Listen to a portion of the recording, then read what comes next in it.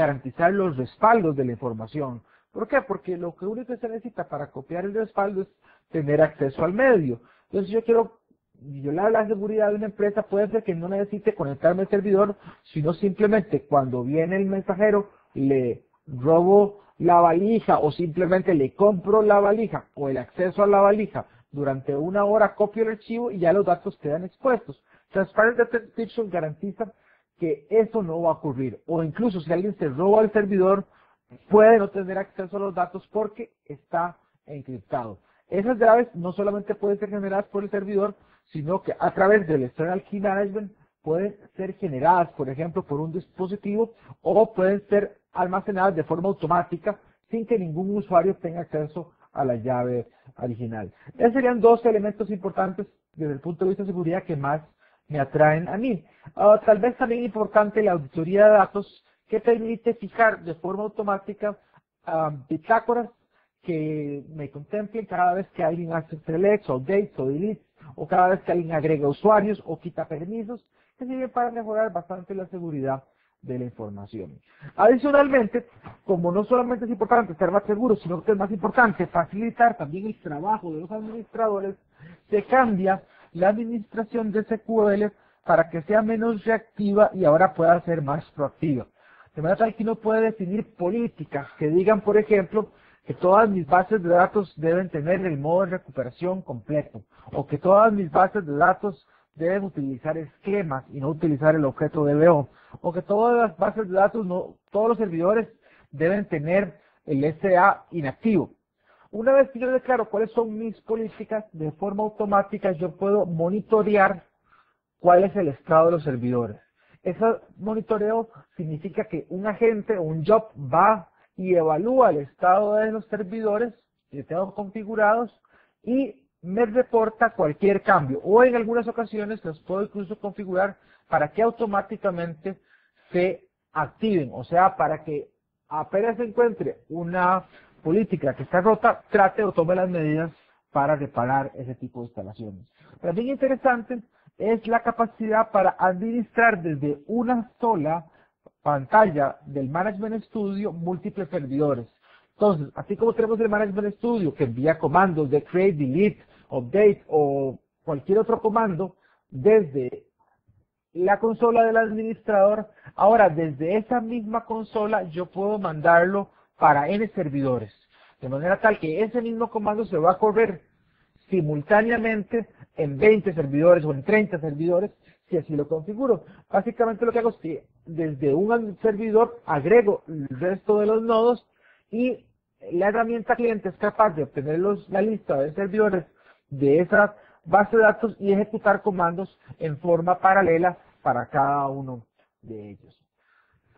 También algunos elementos importantes es agregarles nuevos recursos o nuevas herramientas a los administradores para hacer más predecible y más rápido el desempeño del servidor. A mí particularmente me gustan el Resource Governor, que es la capacidad que me permite ahora asignarles recursos a determinadas conexiones de forma distinta. Eso lo que significa es que antes en SQL Server, cuando una conexión llegaba al servidor de SQL, y todas las conexiones compartían todos los recursos de forma igual. O sea, yo no podía limitar a un usuario o a un grupo de usuarios, o no podía limitar una conexión basado en ningún parámetro, sino que todos los procesos del servidor básicamente trabajaban como primero en entrar, primero en salir. El primero que hacía el comando select y estaba en la pila era su consulta resuelta antes que todas las demás. A partir de la implementación de 2008, el uso del Resource Governor permite distinguir las conexiones. De manera que uno puede crear su propia función y puede utilizar funciones sobre esta clasificación para que usuarios tengan diferentes cantidades de recursos.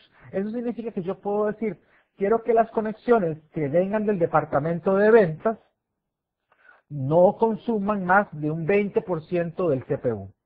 O al revés, que consuman o que tengan garantizado el que siempre consumen el 10%.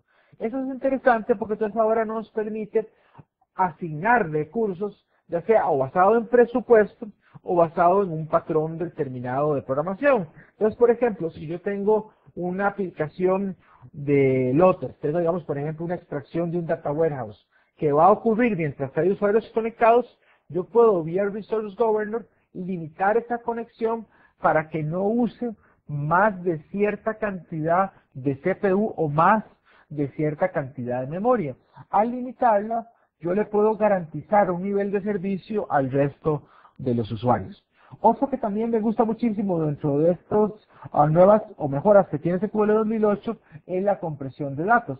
La compresión de datos me permite de una forma declarativa, de una forma muy sencilla, pedir que una tabla comprima los datos, ya sea por fila o vía página. En el caso de que escoja la compresión vía fila, lo que hace él es tomar la data, que ahora antes tenía campos fijos, y hacerlos variables, de manera tal que si yo tengo una cantidad como 10 o una cantidad relativamente pequeña como 2, eso va a ocupar muy poco espacio, mientras que números grandes de varios millones van a ocupar más espacio. Entonces utiliza un mecanismo de compresión por fila que reduce de forma sustancial la cantidad de espacio que la tabla tiene. Y luego a nivel de página utiliza no solamente la de fila, sino que utiliza un segundo algoritmo de compresión, donde si el mismo número está almacenado varias veces, es posible quitarlo, removerlo y poner un puntero para que ese número no esté repetido muchas veces en la página, sino que esté una única vez. Compresión de datos es bien importante, no para ahorrar espacio en disco como uno asumiría, sino por las mejoras en desempeño que produce de parte del servidor. Porque entonces ahora esta página que está compresa es mucho más rápido ahora de leer desde el disco, básicamente porque ahora le caben más datos en la misma página, con lo cual el problema de contención de los servidores, que normalmente es el disco, se reduce sustancialmente, sino que aparte de eso ahorra y se mantiene compresa en memoria. Y al mantenerse compresa en memoria también nos ahorra espacio. Vamos a ver una demo de compresión de datos ahorita para que vean un poco la implementación.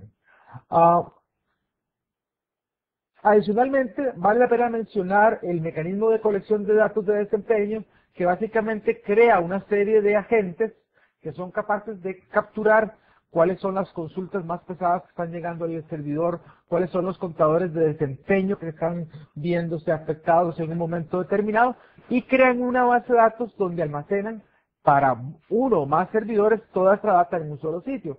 Y de forma automática, al poner toda esta información en un sitio, puede el administrador vía reportes hacer un análisis de cuál es el estado de servidores desde el punto de vista de desempeño sin estar conectado en este momento, sino que eso puede ocurrir durante varios días o inclusive durante varios meses, esa recolección de información, y puede hacer captura y comparación entre diferentes momentos.